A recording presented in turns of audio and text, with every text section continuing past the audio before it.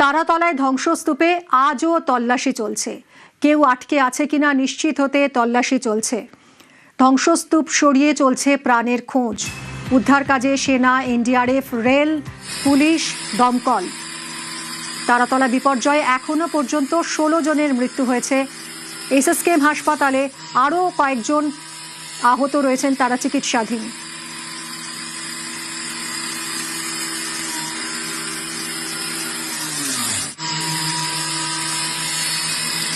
ধ্বংসস্তূপ সরানোর আগে উদ্ধারকারীরা একেবারে নিশ্চিত হতে চাইছেন যে আর কেউ আটকে আছে কিনা এই ধ্বংসস্তূপের নিচে, আর সেটা নিশ্চিত হওয়ার জন্যই চলছে তল্লাশি কাজ।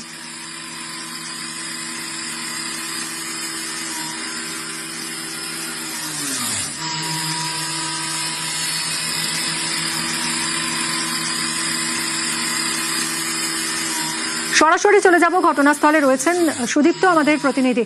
সুদীপ্ত, বুধবার দুপুরে এই বিপর্যয় হয় এবং তারপর থেকে নিরন্তর উদ্ধার কাজ চলছে। সেনা, এনডিআরএফ, পুলিশ, দমকল একযোগে উদ্ধার কাজ চালাচ্ছে, যাতে এই ধ্বংসস্তূপ সরানোর আগে নিশ্চিত হওয়া যায় যে আর কোনো প্রাণ রয়েছে কিনা, আর কোনো প্রাণের স্পন্দন থাকতে পারে কিনা। সেই জন্যই কি এখন একেবারে শেষ পর্যায়ের কাজ চলছে? আমরা যে ছবিটা দেখছি গ্যাস কাটার দিয়ে কাটা হচ্ছে, সেটা ঠিক কি হচ্ছে?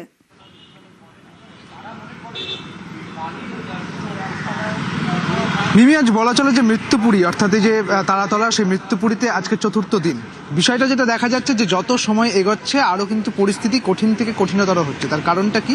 সময়ের সঙ্গে এই যে প্রাণ উদ্ধারের যে বিষয়টা, তার যে সম্পর্ক, সেই সম্পর্ক কিন্তু ব্যস্তানুপাতিক হচ্ছে। এই মুহূর্তে আজকে সকালবেলা যেটা দেখা গেল যে এনডিআরএফের কর্মীরা, সিভিল ডিফেন্সের যারা কর্মী তারা, এবং একই সঙ্গে কেএমসির যারা কর্মী রয়েছেন, এসডিআরএফ রয়েছে, তারা যে কাজটা আজকে করছে, তারা মূলত আজকে এনডিআরএফের পক্ষ থেকে এটাই দেখা হচ্ছে যে আজ এই ধ্বংসস্তূপের মধ্যে আর কোনো প্রাণ আছে কিনা।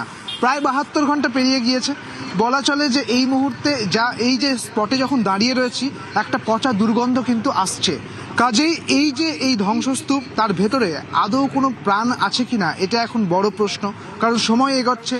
এবারে যেটা তারা করছেন এনডিআরএফের পক্ষ থেকে যেমনটা করা হচ্ছে, এই যে এনডিআরএফের আধিকারিক যেমনটা বলেছিলেন যে প্যানকেক কোল্যাপস, অর্থাৎ একদম তলা পর্যন্ত যে স্তর, সেই স্তর কেটে একদম তলা পর্যন্ত পৌঁছে যাওয়া হয়েছে, শেষ একদম স্তরে পৌঁছে যাওয়া হয়েছে এনডিআরএফের পক্ষ থেকে, এবং সেই ছবিটাই তুমি দেখাচ্ছিলে।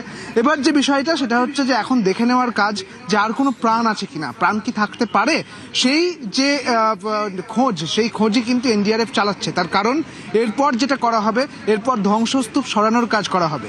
যদি দেখা যায় যে প্রাণ আছে কিনা, সেটা যদি না দেখা হয়, তাহলে সেক্ষেত্রে ধ্বংসস্তূপ সরাতে গিয়ে বিপত্তি হতে পারে। কাজে এই বিষয়টা একটা থাকছে। কাজেই বিভিন্ন কিছু চ্যালেঞ্জ কিন্তু আরো নতুন করে দেখা দিচ্ছে, এবং সবচেয়ে বেশি বড় চ্যালেঞ্জ যেটা এই মুহূর্তে, তা হচ্ছে এই ধ্বংসস্তূপের মধ্যে আর কোনো প্রাণ পাওয়া যায় কিনা, আর কোনো প্রাণ আছে কিনা, তা কিন্তু এনডিআরএফ এবং যাবতীয় যারা এখানে যারা উদ্ধারকারীরা রয়েছেন তাদেরকে দেখে নিতে হবে যে আর কোনো প্রাণ আছে কিনা। সেই কাজই কিন্তু চালাচ্ছে জাতীয় বিপর্যয় মোকাবিলা বাহিনী। সুদীপ্ত, গতকালই মুখ্যমন্ত্রী বলেছিলেন যে যদি সবকিছু ঠিক থাকে তাহলে গতকাল রাতেই উদ্ধার কাজ শেষ করা হবে। তারপর এই যে আজ সকাল থেকে যে ছবিটা দেখা যাচ্ছে, সেটা কি একেবারে উদ্ধার কাজ শেষ করার আগেই নিশ্চিত হয়ে যাওয়া যে আর কোনো প্রাণ নেই, এবার তাহলে ডেব্রিস সরিয়ে ফেলা হবে, অর্থাৎ আজ তাহলে উদ্ধার কাজ শেষ হতে পারে? গতকালই মুখ্যমন্ত্রী শুভেন্দু অধিকারী যেমনটা বলেছিলেন যে যদি আজকে কোনো প্রাকৃতিক বিপর্যয় না হয়, তাহলে সেক্ষেত্রে গতকালই শেষ করা যাবে। সেরকমই যেটা বিষয়টা যে দেখা যাচ্ছে যখন যে আজকে সেই অর্থে যে ওই যে দেখা গিয়েছিল যে আগের 3 দিন যে গ্যাস কাটার দিয়ে কাটা হচ্ছে বা খনন করা হচ্ছে, সেই বিষয়টা কিন্তু আজকে নেই বললেই চলে। যেটা দেখা গেল যে খনন কিন্তু কমপ্লিট। এখন যেটা বিষয়টা সেটা হচ্ছে যে প্রাণ আছে কিনা, সেই বিষয়গুলো কিন্তু সেন্সর দিয়ে দেখে নেওয়া হচ্ছে যে আদৌ এখানে প্রাণ আছে কিনা। এবং যারা নামতে পেরেছেন, এনডিআরএফের যারা কর্মীরা, তারা যারা ভেতরে নেমেছেন, তারা কিন্তু চেক করছেন যে কোথাও কোনো প্রাণের সঞ্চার আছে কিনা। অর্থাৎ এই যে পুরো বিষয়টা, সেই মূল চেকিংটা, এই চেকিংটাই কিন্তু চলছে। আর এরপরেই এই যে উদ্ধার কাজের যে ব্যবস্থা, উদ্ধার কাজের ব্যবস্থা কিন্তু একেবারেই শেষ হয়ে যাওয়ার, প্রাথমিকভাবে শেষ হয়ে যাওয়ার যে পালা, তা কিন্তু শুরু হবে। এরপর যেটা শুরু হবে। একদমই সুদীপ্ত, অনেক ধন্যবাদ তোমায়। উদ্ধারকারীরা অত্যন্ত সতর্কভাবে একেবারে মেপে মেপে পা ফেলছেন বলা যায়, কারণ এই যে ধ্বংসস্তূপ সেগুলো সরিয়ে ফেলার আগে নিশ্চিত হয়ে যাওয়া যে সত্যি আর কেউ আটকে নেই তো, আর কোনো প্রাণের স্পন্দন নেই তো। এই মুহূর্তে সকাল থেকে সেই ছবিটাই দেখা যাচ্ছে। তারাতলার ধ্বংসস্তূপে আজও তল্লাশি চলছে, কেউ আটকে আছে কিনা সেটাই নিশ্চিত হতে এই তল্লাশি। এখনো পর্যন্ত এই বিপর্যয়ে 16 জনের মৃত্যু হয়েছে, আরও বেশ কয়েকজন আহত। তারা এসএসকেএমে চিকিৎসাধীন। একযোগে উদ্ধার কাজে সেনা, এনডিআরএফ, রেল, পুলিশ, দমকল।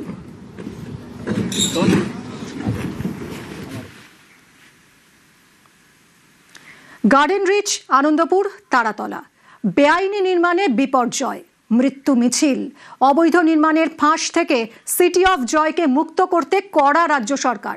আসরে মুখ্যমন্ত্রী শুভেন্দু অধিকারী। সব জায়গায় টাকা নিতে নিতে এই সিটি অফ জয়কে এবং বৃহত্তর কলকাতাকে মৃত্যুপুরীতে আপনারা পরিণত করেছেন।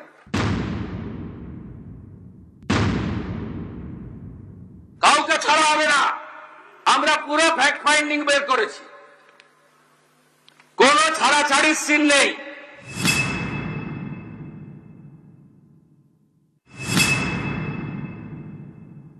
ফায়ার এবং লাইটনিং অ্যারেস্টার, তার একটা অডিট হাই রাইজ বিল্ডিং গুলোতে, কমার্শিয়াল বিল্ডিং গুলোতে, সে কাজটাও তারা করবে।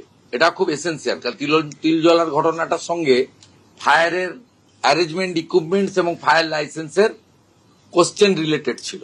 আর গার্ডেন রিচ আর তারাতলার ক্ষেত্রে গার্ডেন রিচে তো প্ল্যানই ছিল না, আর এখানে ডিফেক্টিভ প্ল্যান ছিল, সুপারভিশন ছিল না।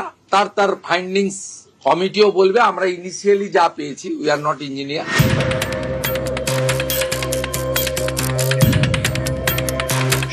শহরতলি জুড়ে গত কয়েক বছরে যেখানে সেখানে যেন ছিল রুমাল হয়ে গেল বিড়াল পরিস্থিতি। কাল ছিল পাড়ার পুকুর, আজ সেখানে হাই রাইজ। কোথাও খেলার মাঠ হয়ে গিয়েছে শপিং কমপ্লেক্স। দিনের পর দিন জমির চরিত্র বদলেছে, উঠেছে দেদার বেআইনি বিল্ডিং। চেনা শহর হয়ে গেছে অচেনা, পাল্লা দিয়ে বেড়েছে দুর্ঘটনা। 2024 সালের 17 মার্চ গার্ডেন রিচ। গভীর রাতে নির্মীয়মান 5 তলা বিল্ডিং তাসের ঘরের মতো ভেঙে পড়ে, 13 জনের মৃত্যু হয়। প্রাথমিক তদন্ত রিপোর্ট আসার পর পুরসভার 3 ইঞ্জিনিয়ার সাসপেন্ড হয়েছিলেন। কলকাতা পুরসভার ভূমিকা নিয়ে কলকাতা হাইকোর্ট তীব্র ক্ষোভ প্রকাশ করে।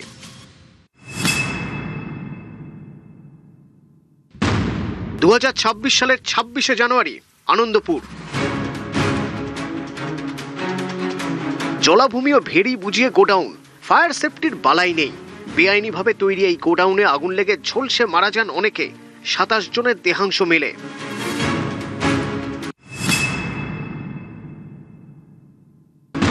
দু 2026-এর 24শে জুন, এবার তারাতলা।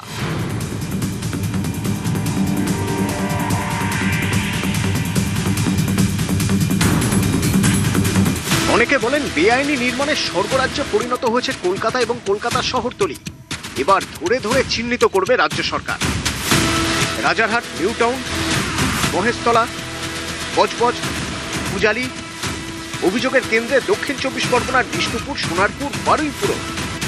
এর সাথে আজকে আমরা যুক্ত করেছি সাউথ দমদম, কামারহাটি এবং বরানগর। আর part of HMC, part of Bally, মূলত গঙ্গার পাশে যেগুলো আন্ডার কনস্ট্রাকশন আছে, সেটা উমেশ রাই, ইউডিএমএ, এইচএমসি তারা কথা বলে আইডেন্টিফাই করবে ওয়ার্ডগুলো। সেখানেও কিন্তু আন্ডার কনস্ট্রাকশন গুলোর ক্ষেত্রেই বলা হয়েছে রেল, মেট্রো রেল, আমাদের সরকারি যে কাজ, পোর্টের যে কাজ, এনএইচ এর কাজ, স্টেট হাইওয়ে ডেভেলপমেন্ট কর্পোরেশনের কাজ, বা অন্যান্য যে সমস্ত সেন্ট্রাল এবং স্টেট গভর্নমেন্টের যে কাজ রয়েছে, সেই কাজকে এর আওতার বাইরে রাখা হয়েছে। অর্থাৎ নজরদারি চলবে দক্ষিণ দমদম, বরানগর, কামারহাটি, বালি, হাওড়াতেও। পালা বদলের পর সব বন্ধ, বেআইনি নির্মাণে zero tolerance.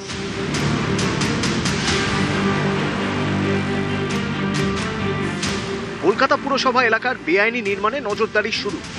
শুক্রবারই police commissioner Ajay নন্দার সঙ্গে বৈঠক করেন পুর কমিশনার স্মিতা পান্ডে। বেআইনি নির্মাণ চিহ্নিত করে পদক্ষেপ করা হবে। আমরা এসওপিতে ঠিক করছি, আমরা মোটামুটি আশা করি নেক্সট উইক থেকে শুরু হয়ে যাবে। এসওপি রেডি করা হচ্ছে? হ্যাঁ, হচ্ছে। নতুন সরকারের শপথ, বেআইনি নির্মাণের চক্র ভেঙে ফের সিটি অফ জয় হয়ে উঠবে কলকাতা। নিউজ 18 বাংলা।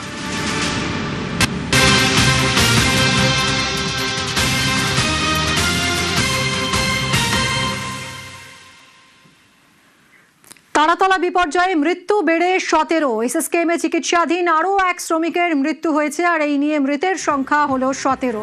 অভিজিৎ রয়েছে, আরো ডিটেলে জানাবে অভিজিৎ। অভিজিৎ, মৃতের সংখ্যা আরও একজন বাড়লো।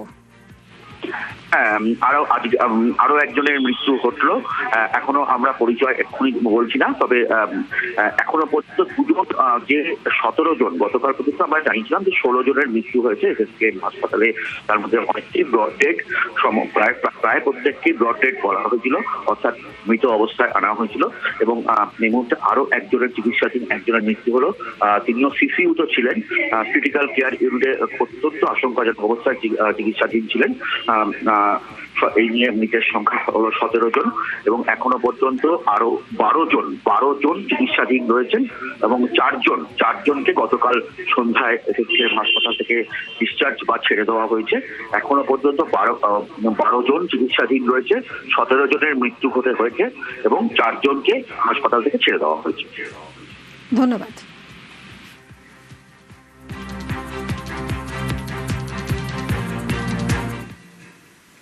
তারাতলা বিপর্যয়ে ফিরহাদ হাকিমের বিরুদ্ধে অভিযোগ। কলকাতার প্রাক্তন মেয়র ফিরহাদ হাকিমের বিরুদ্ধে অভিযোগ। পুলিশে অভিযোগ দায়ের ভারতীয় মজদুর সেলের। প্রাক্তন মেয়রের বিরুদ্ধে তারাতলা থানায় অভিযোগ দায়ের। অভিযোগপত্রে প্রাক্তন 2 তৃণমূল কাউন্সিলরের নাম রয়েছে। আনোয়ার খান এবং শামস ইকবাল, তাদের বিরুদ্ধেও অভিযোগ দায়ের।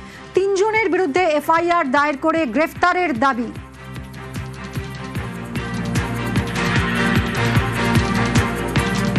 ফিরহাদ হাকিম আর আনোয়ার খান আর শামস ইকবাল, এই 3 জনের নামে এখানে কমপ্লেন দিলাম। একটা বড় এখানে ওসি সাহেব বললেন কি এটা এফআইআর, যে বড় এফআইআর হয়েছে ওর মধ্যে এটা ঢুকে যাবে।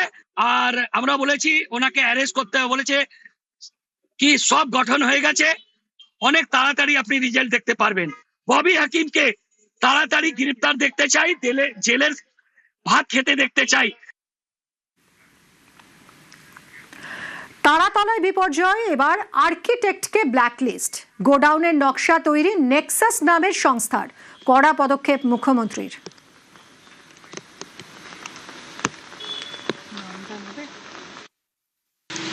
ये पर्टिकुलर जो इंसिडेंट हुआ उनके ऊपर अब तक 6 आदमी अरेस्ट हुआ है। सीएलई जो एलिगेशन आया था उसको भी अरेस्ट किया गया है, काली बनर्जी को, और जो वहां का ब्रोकर था सबको लिया। आज एक डिसीजन हम लोग लिया है, वो कल ऑफिस खुलने के बाद कमिश्नर एडमिनिस्ट्रेटर करेगा।